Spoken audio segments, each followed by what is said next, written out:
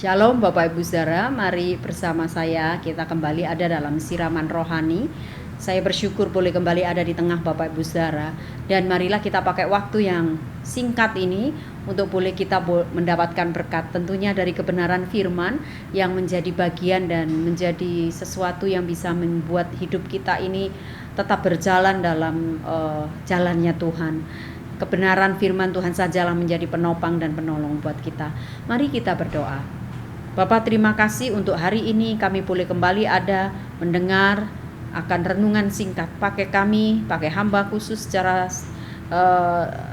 tahu bahwa hamba tidak sempurna, jauh daripada sempurna.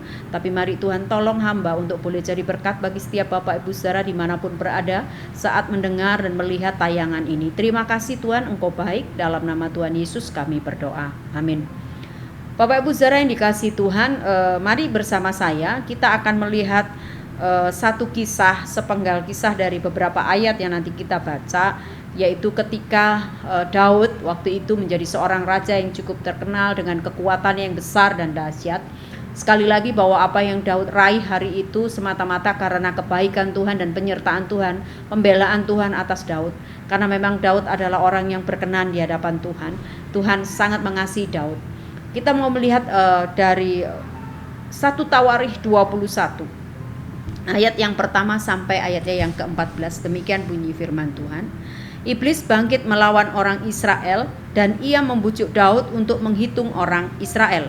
Lalu berkatalah Daud kepada Yoab dan kepada para pemuka rakyat, "Pergilah, hitunglah orang Israel dari Betsheba sampai Dan bawalah hasilnya kepadaku supaya aku tahu jumlah mereka." Maaf, bukan Betsheba tapi Beersheba. Ya, ayat kedua saya ulangi. Lalu berkatalah Daud kepada Yoab dan kepada para pemuka rakyat, "Pergilah, hitunglah orang Israel dari Beersheba sampai Dan bawalah hasil kepadaku supaya aku tahu jumlah mereka." Lalu berkatalah Yoab, "Kiranya Tuhan menambahi rakyatnya 100 kali lipat daripada yang ada sekarang. Ya Tuanku Raja, bukankah mereka sekalian hamba-hamba Tuanku? Mengapa Tuanku menuntut hal ini? Mengapa orang Israel harus menanggung kesalahan oleh karena hal itu?"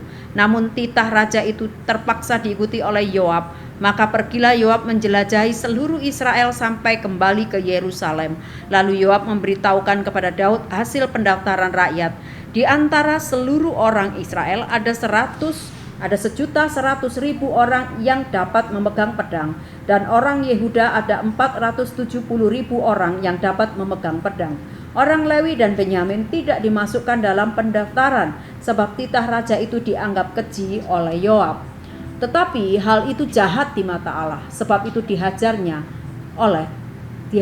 orang Israel. Lalu berkatalah Daud kepada Allah, "Aku telah sangat berdosa karena melakukan hal ini. Maka sekarang jauhkanlah kiranya kesalahan hambamu, sebab perbuatanku itu sangat bodoh." Tetapi berfirmanlah Tuhan kepada Gad penglihat Daud, "Pergilah, katakanlah kepada Daud, beginilah firman Tuhan, 3 perkara kuhadapkan kepadamu, pilihlah salah satu daripadanya, maka aku akan melakukannya kepadamu." Kemudian datanglah Gad kepada Daud, lalu berkata ia kepadanya, "Beginilah firman Tuhan, haruslah engkau memilih 3 tahun kelaparan atau 3 bulan lamanya melarikan diri dari hadapan lawanmu, sedang pedang musuhmu menyusul engkau, atau 3 hari pedang Tuhan yakni penyakit sampar ada di negeri ini, dan malaikat Tuhan mendatangkan kemusnahan di seluruh daerah orang Israel. Maka sekarang timbanglah, jawab apa yang harus kusampaikan kepada yang mengutus aku."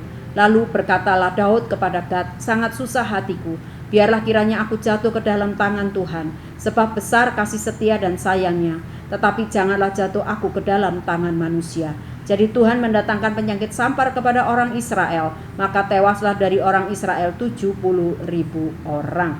Ya, Bapak Ibu Saudara yang dikasihi Tuhan, kita melihat bahwa dalam perikop ini di ayat pertama di pasal 21 jelas di sana dikatakan iblis bangkit melawan orang Israel dan ia membujuk Daud untuk menghitung orang Israel. Bapak Ibu, nampaknya ini sesuatu yang biasa gitu ya, sesuatu yang sepele. Kan cuman diminta ya, iblis bangkit melawan orang Israel dan membujuk Daud untuk menghitung orang Israel. Sebetulnya simpel, hanya diminta untuk menghitung saja jumlah orang Israel. Tapi kenapa kemudian ini menjadi sesuatu yang besar, menjadi dosa yang sangat tidak berkenan di hadapan Tuhan? Kan cuman menghitung, apa salahnya sih menghitung begitu ya Bapak Ibu Saudara? Tapi mari kita lihat apa yang dilakukan oleh si Daud ini. Memang iblis sengaja diizinkan Tuhan untuk menggoda Daud. Hari itu sekali lagi tadi saya mengawali, Daud itu populer. Daud itu hebat hari itu sebagai seorang raja yang hebat dengan kekuatan pasukannya yang juga hebat.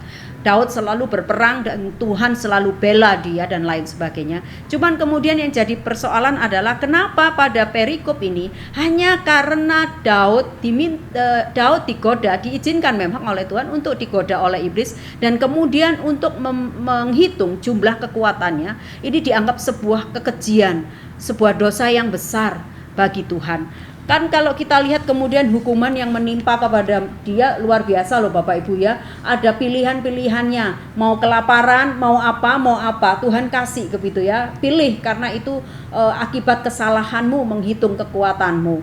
Dan kemudian pada akhirnya di ayat 14 tadi, jadi Tuhan mendatangkan penyakit sampar kepada orang Israel. Maka tewaslah dari orang Israel 70.000 orang. Bayangin Bapak Ibu, ketika sebuah kesalahan yang dianggap sepele, kecil, ya, hanya ngitung jumlah orang yang dia punya, kekuatan yang dia punya, Tuhan gak berkenan, maka kemudian didatangkan hukuman yang tadi kita baca di ayat 14. Penyakit sampar, 70.000 orang mati di antara orang Israel. Kenapa sih? Kan juga Tuhan yang izinin untuk menggoda Daud. Bapak Ibu, ini persoalannya bukan Tuhan mengizinkan dan kemudian Daud tergoda dan toh cuman menghitung, bukan itu.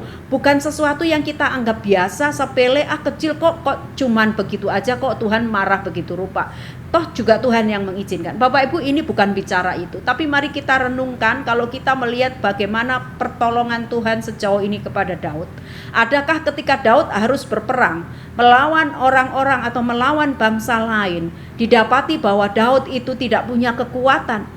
Berapa banyak kali dalam pengalaman perjalanan Daud sebagai seorang raja, ada kalanya kekuatan dia nggak seimbang dengan lawannya. Tapi berapa banyak kali kemudian Daud bisa melihat, sekalipun mungkin ketika berperang kekuatannya nggak imbang, toh pembelaan Tuhan selalu turun atas Daud. Toh pada akhirnya Tuhan memenangkan Daud. Toh pada akhirnya Tuhan membuat Daud kuat. Dan kemudian Daud menjadi raja yang penuh dengan karisma dan kemenangan selalu ada di pundaknya ketika berperang melawan orang-orang yang memang menjadi musuhnya.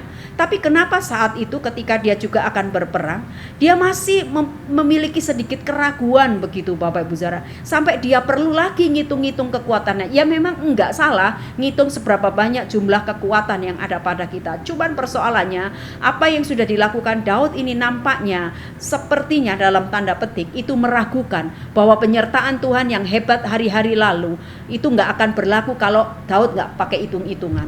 Rasanya perlu dihitung dulu, takut nggak mampu. Padahal kalau Daud hanya berdoa dan minta berserah, Tuhan terima kasih kemarin-kemarin dengan segala kekuatan yang ada pada kami, yang mungkin kadang kami nggak mampu tapi bisa. Masa iya yang kali ini Tuhan nggak sanggupkan saya untuk melangkah dan menang? Kurang lebih begitu.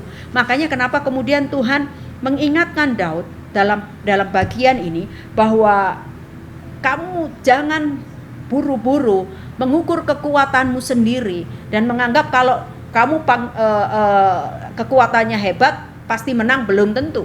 Kadang kalau toh kamu hebat, kuat, kalau Tuhan gak sertai juga gak akan terjadi kemenangan. Tapi sekalipun dengan apa yang ada padamu, kalau Tuhan menyertai, maka seberat apapun lawanmu di depan sana, engkau pasti akan menang. Kurang lebih begitu pengertiannya Bapak Ibu Saudara. Maka kemudian dalam pasal ini saya juga belajar bagaimana untuk tidak salah melangkah begitu. Artinya setiap tahapan dalam hidup kita, ya, bicara tentang Daud ini, tentang pengalaman hidup Daud, korelasinya sama hidup kita juga, bahwa Dalam hidup kita ini kadang-kadang kita begitu gitu ya. Kita ngukur-ngukur kekuatan kita sendiri. Oh, kayaknya aku mampu nih, aku kayaknya kuat.